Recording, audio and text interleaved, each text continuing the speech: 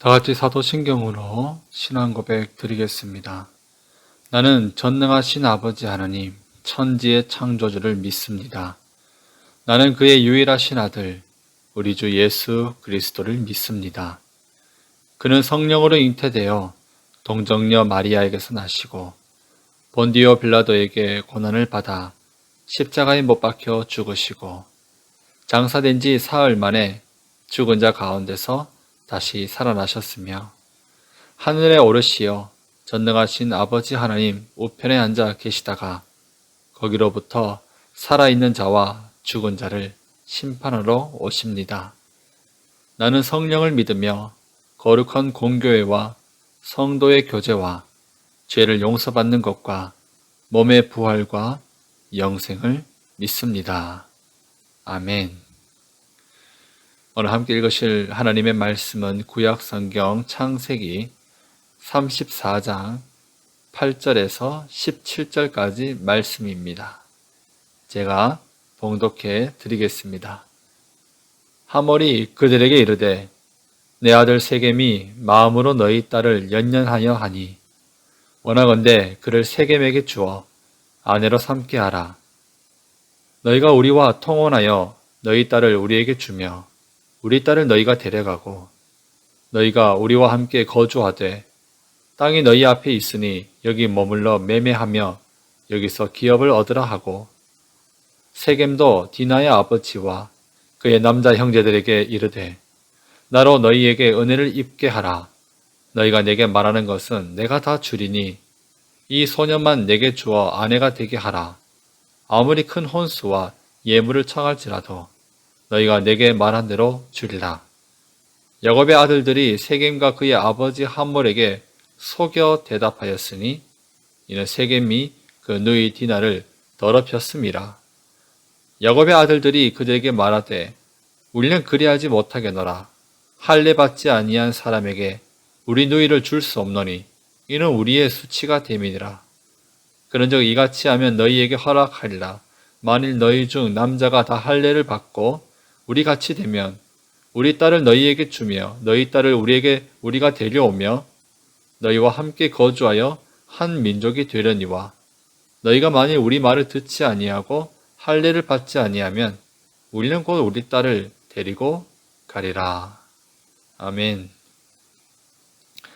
오늘도 하나님께 예배하는 것이 귀하고 복되다는 것을 믿음으로 각 가정과 개인의 예배 장소에서 온라인을 통하여 하나님 앞에 나아오신 우리 모든 성도님들을 환영하고 축복합니다. 할렐루야, 아멘입니다. 오늘은 왜곡된 신앙은 큰 아픔을 낳는다라는 제목으로 말씀을 나누어 보고자 합니다. 그렇습니다. 시대가 많이 악하고 또 악화해져 가고 있습니다. 악하다는 것은 우리 주변을 둘러보았을 때에 선한 영향력과 아름다운 미덕이 넘치는 소문을 듣기가 매우 어려워지고 있다는 것이 아닐까 생각하게 됩니다. 그럼에도 우리에게 소망이 있습니다. 우리 하나님께서 여전히 살아계시고 그분은 구원의 은총을 우리에게 날마다 베풀어 주고 계시기 때문입니다. 시대의 악함과 아픔으로 인해 우리들의 마음이 무너질 수 있지만 그럼에도 하나님만 바라보시며 모든 시간 가운데 항상 힘내시고 소망을 잃지 마시기를 간절히 축복합니다. 오늘은 조금은 어려운 이야기를 나누어 보려고 합니다. 창세기에 등장하는 한 사건 속에서 하나님이 기뻐하시고 거룩하게 권면하신 어떤 규범이 잘못된 방향으로 사용되어지면서 그것이 가지고 있는 영적인 의미도 추락해버리고 하나님의 영광도 가려지게 되는 경우가 생겼기 때문입니다. 잘못된 신앙의 한 모습은 결코 좋은 결과를 낳을 수가 없습니다. 오히려 주변의 많은 사람들에게 아픔을 주게 되는 것을 보게 됩니다. 그래서 이러한 경우를 오늘날 우리들의 삶 가운데서도 찾아낼 수 있다면 우리는 오류의 범위를 줄여가면서 하나님의 선한 영향력을 끼치는 삶으로 바뀌어갈 수 있을 것입니다. 오늘 이 말씀 시간을 통해서 혹시 나도 모르게 신앙의 가치관을 잘못 사용하고 있는 경우가 있다면 그것을 잘 발견하고 고쳐나갈 수 있는 시간이 되기를 간절히 축복합니다. 자, 오늘 본문의 이야기는 야곱이 외삼촌 라반의 집에서 나와 그의 가족들을 이끌고 고향 땅으로 당도하게 되는 과정 속에 일어났던 한 사건을 보여주고 있습니다. 이 야곱이 가장 우려했던 일이 있었습니다. 바로 형 에서를 만나는 일이었습니다. 혹시 형이 자신을 공격하여 복수하고자 하면 어떡하나였습니다. 그러나 다행스럽게도 우려했던 일은 일어나지 않았습니다. 오히려 형의 보듬어주는 손길로 두 사람은 서로 다시 만난 기쁨을 누릴 수 있었죠. 야곱은 이것을 가장 걱정하고 있었기 때문에 이 문제가 해결되고 나서는 너무나 큰 안도감을 받게 되었습니다. 사람이 마음에 안도감이 생기고 두려움과 걱정거리가 떠나가게 되면 그 순간 꽉 쥐고 있었던 그동안의 그 긴장의 끈은 조금씩 풀려지게 마련입니다. 더 이상 크게 걱정할 필요가 없다면 해야 하는 일도 부담과 긴장으로 받아들이는 것이 아니라 편안한 마음으로 하게 되겠죠. 그러면서 누구나 가장 크게 실수할 수 있는 것이 있습니다. 긴장의 끈만 놓는 것이 아니라 결심하고 다짐한 것들도 느슨해지더란 말입니다. 이것은 하나님 앞에서 우리들의 결단과 결심 그리고 나아가야 하는 방향을 설정해 둔 것에도 마찬가지입니다. 야곱은 약 20여 년 전 그가 형에게서 도망쳐 하란 땅 외삼촌 라반의 집으로 떠났을 때 하나님을 만나게 됩니다.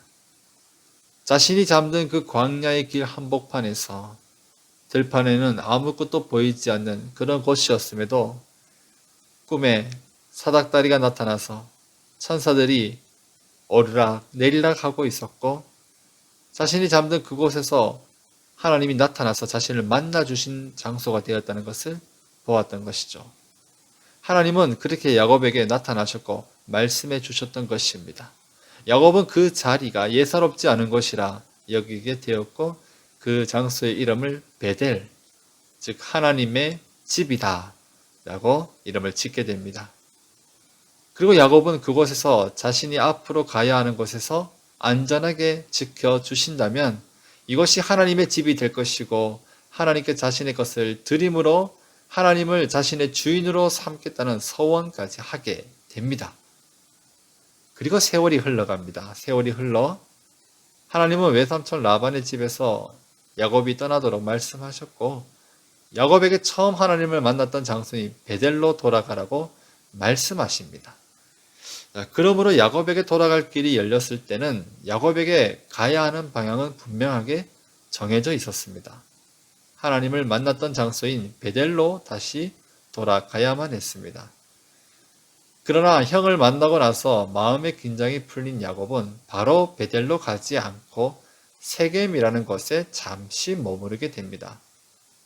그곳에서 잠시 머물렀다면 금방 다시 준비해서 베델로 가야만 했던 야곱과 그의 가족들은 그러나 거기서 꽤 많은 시간을 보내게 되고 더하여서 좋지 않은 결과를 만나게 되었던 것이죠. 그곳에서 이런 일이 일어납니다. 바로 딸 디나가 세겜 땅의 온갖 좋은 것들과 유혹거리를 따라 나섰다가 그만 그 땅의 히위 족속 하몰의 아들 추장 세겜이 끌어들여 강간하게 된 사건이 일어났던 것입니다.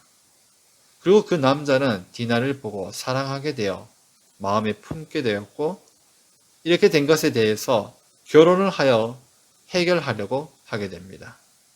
여기까지가 오늘 본문의 배경이 되는 이야기의 기본적인 전제입니다.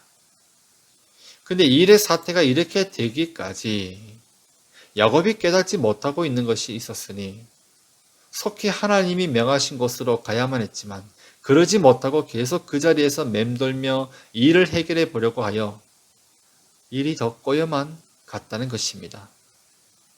왜냐하면 디나의 이 일로 말미암아 야곱의 아들들이 크게 감정이 상하게 됩니다. 그리고 상한 감정으로 복수하고자 하는 마음을 크게 먹게 되었기 때문입니다.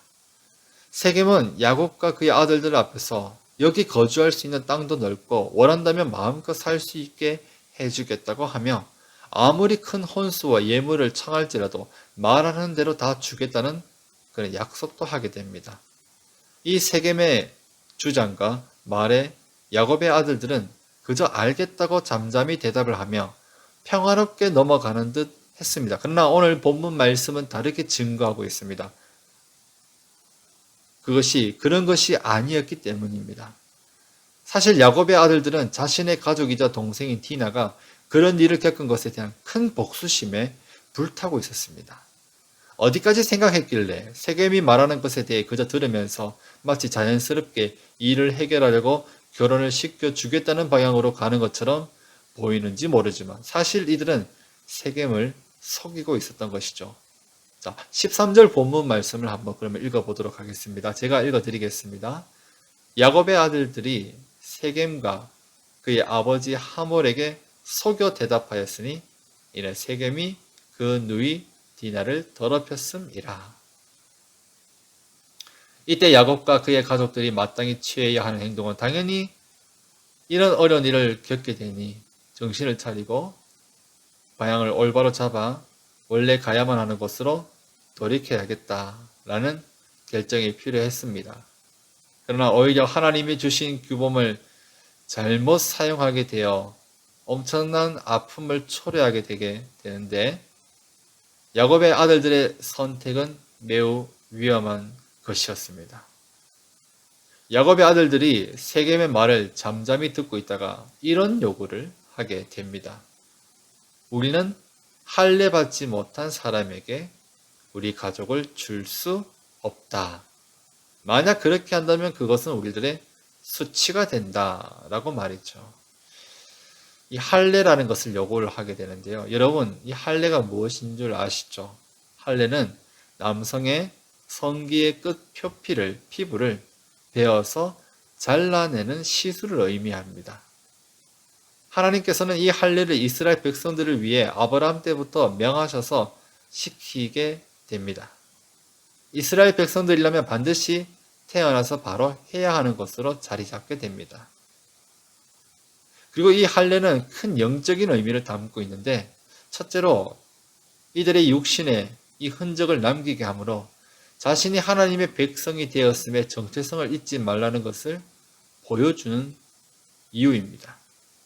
그리고 두 번째는 육신을 아프게 하는 이 과정으로 사람의 힘을 빼는 것입니다. 그 아파하는 시간 동안 아무것도 할 수 없는 그런 자리가 되고 전적으로 하나님만 의지하는 시간이 된다는 것이죠. 그래서 우리가 하나님을 그렇게 전적으로 의지하지 않고서는 안 된다는 것을 보여주는 것입니다.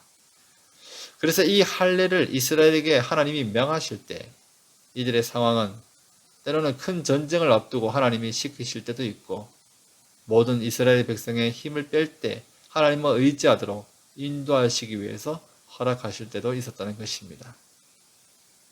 이런 이스라엘의 영적인 거룩한 규범인 이 할례가 오늘 이 본문에서 야곱의 아들들은 어떻게 사용합니까? 자신들의 목적을 가지기 위해 그런 도구로 전락하게 됩니다.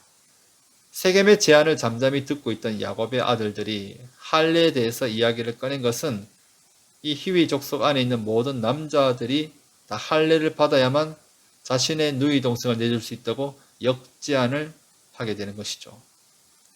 하지만 이것은 명백한 속임이자 이 할례가 무엇인지를 잊어버리고 그저 자신들의 목적을 이루고자 하는 일에 도구가 되게 할 뿐이었습니다. 야곱의 아들들이 할례를 하게 한 것은 정말 이스라엘과 가족이 되려면 할례를 받아야 한다는 그런 의미가 아니었습니다. 이것은 상대편 그들을 다 죽이고자 한 제안이었습니다. 겉으로는 할례 없이 결혼은 없다고 엄포를 놓는 듯 하지만 지금 세겜의 모든 상황은 디나를 욕보이면서 불리하게 된 이들의 야곱의 아들들이 제안한 할례를 받지 않을 수 없다는 것을 알고 제안한 치밀한 계산이었던 것입니다. 이 할례로 모든 남자들이 힘을 다 빼버리고 난 다음에 아파하며 누워있게 된다면 이들을 찾아가 칼로 쳐 죽일 때 너무나 쉽게 할 거라 생각했던 것이죠. 여러분, 결국 이 일로 나중에 어떻게 되는지 아십니까? 오늘 본문 다음에 이어지는 내용을 미리 소개하자면 결국 세겜 땅의 모든 남자는 할례를 다 행하여 고통 때문에 아파하고 누워있게 됩니다. 그때 야곱의 아들들이 찾아가서 칼로 다 죽여버리게 됩니다. 그리고 뒤늦게 이 일을 알게 된 야곱은 아들들의 행동으로 이 땅에서 매우 불리하게 되었음을 알게 되고 한탄하게 되죠. 이웃에게 칼을 내미게 되고 속임과 속임 속에 많은 사람들이 아프게 됩니다. 하나님의 사람들이 하나님의 방법을 가지고 세상에서 누군가를 아프게 하기 위한 도구로 그것을 쓰게 될 때 수많은 사람들이 죽어나갈 수 있다는 것도 보여주는 것이죠. 사랑하는 성도 여러분, 우리는 이 일에 도구로 쓰여진 것이 할례였음을 다시 한번 기억하며 이렇게 하나님이 주신 거룩한 규범과 귀한 하나님의 권면이 인간의 탐욕스러운 도구로 사용되게 되면 아무리 좋은 것이라 할지라도 그것이 많은 사람을 아프게 하는 것으로 변하게 됨을 보게 됩니다. 우리는 종교적인 어떤 행위가 그 행위 자체에 어떤 의미가 있을 거라 여겨 이러한 실수를 자주 하게 되는 사람들의 사례를 종종 듣게 되기도 합니다. 예전에 들었던 한 이야기가 생각납니다. 어느 교회에서 단기 선교로 동남아로 가게 되었습니다. 그곳에서 나는 열대 과일을 많이 구해서 돌아오는 비행기 짐에 실어 놓았다고 합니다. 그런데 알고 보니 그건 비행기에 실어 쉽게 반출이 되지 않는 종류였습니다. 당연히 출입국 검역에서 걸렸겠죠. 그런데 이 교회 팀은 막무가내로 들이밀어 통과시켜달라고 요구를 하였다고 합니다. 한참 실랑이를 하다가 겨우 허락을 받고 통과하게 되었는데 이것을 교회가 핍박을 이기고 승리했다는 식으로 제스처를 취하고 나중에는 입구 게이트 앞을 나오면서 그 많은 사람들이 있는 곳에서 그 과일을 손에 높이 들고 크게 할렐루야를 외치더라는 것입니다. 하나님을 찬양한다는 이 할렐루야를 외치며 했던 그 행동은 하나님이 도우셨다는 것을 강조하고자 하는 모습인데 결국 그 행동을 보았을 때 주변의 사람들의 반응은 어땠을까요? 모든 사람들에게 복음의 길을 단절되게 만들 뿐이었습니다. 부끄러운 것이죠. 이와 같습니다.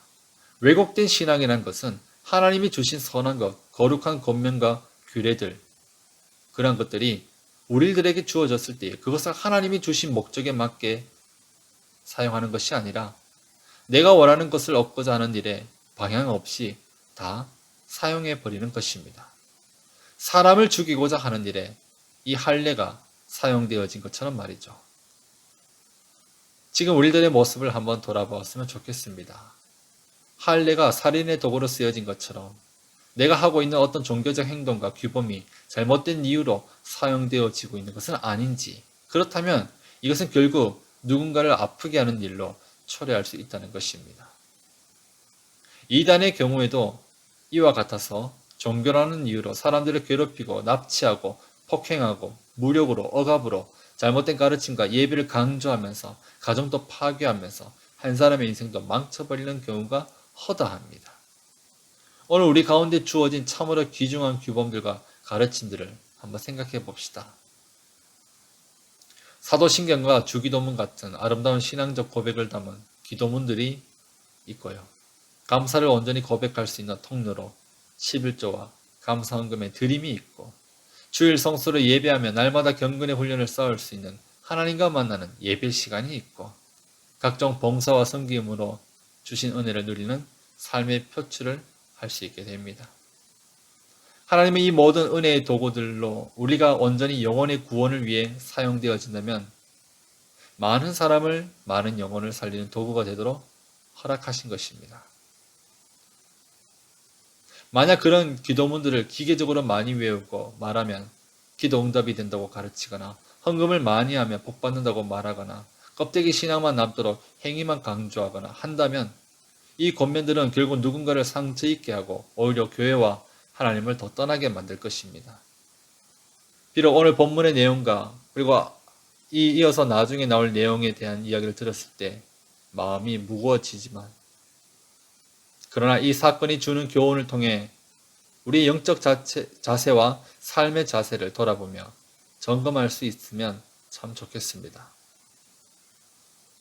오늘의 이 말씀을 꼭 기억하시며 우리는 하나님이 주신 아름다운 규범들과 말씀의 지혜들을 내가 무언가를 얻고자 하는 것에 도구로 사용하는 것이 아니라 내 영혼이 잘 되는 일에 정말 영혼을 위해 사용되어진 그런 규범들이 되기를 소망합니다. 하나님이 우리의 영혼을 잘 되게 하기 위해서 허락하신 것이라 여기며 항상 그 은혜의 통로들을 대하시고 껍데기와 기계적인 모습으로 마음 없이 그것을 하지 않기를 소망합니다. 이러한 은혜를 날마다 하나님 안에서 누리시고 그리고 은혜로 살아가시기를, 그래야 해서 많은 영혼들을 행복하고 그리고 기쁘게 세워줄 수 있는 그런 은혜가 우리 모두에게 있기를 바랍니다. 하나님은 우리를 여전히 돌보십니다. 그 은혜를 기억하시며 새로운 한 주 출발하실 때 주님과 온전히 동행하시기를 예수님의 이름으로 간절히 축원합니다. 기도하겠습니다. 사랑의 하나님 아버지, 오늘 우리는 잘못된 하나님의 말씀을 사용하고 그리고 주님이 주신 그 규범들을 잘못 사용했을 때 많은 사람들을 아프게 할 수 있다는 것을 보게 되었습니다. 우리 가운데 그러한 연약한 모습이 있다면 감춰지지 않게 하시고 하나님 앞에서 그 말씀을 깨달아서 바른 신앙의 자세를 회복할 수 있는 은혜가 있기를 기도합니다. 이 말씀을 기억하면서 살아갈 수 있는 믿음의 연단과 그 과정도 허락해 주시고 우리들에게 주어진 모든 삶 속에 하나님의 이 은혜의 방법들을 잘 사용해 줄 수 있는 지혜가 넘치도록 해주시기를 간절히 기도합니다. 도우시고 우리 안에 모든 왜곡된 신앙이 떠날 수 있도록 축복하여 주시옵소서. 감사드리며 예수님의 이름으로 기도드립니다. 아멘. 이제 주기도문으로 예배를 모두 마치겠습니다. 하늘에 계신 우리 아버지여, 이름이 거룩히 여김을 받으시오며 나라의 임하옵시며 뜻이 하늘에서 이루어진 것 같이 땅에서도 이루어지이다. 오늘날 우리에게 일용할 양식을 주옵시고 우리가 우리에게 죄 지은 자를 사하여 준 것 같이 우리 죄를 사하여 주옵시고 우리를 시험에 들게 하지 마옵시고 다만 악에서 구하옵소서. 대개 나라와 권세와 영광이 아버지께 영원히 있사옵나이다. 아멘.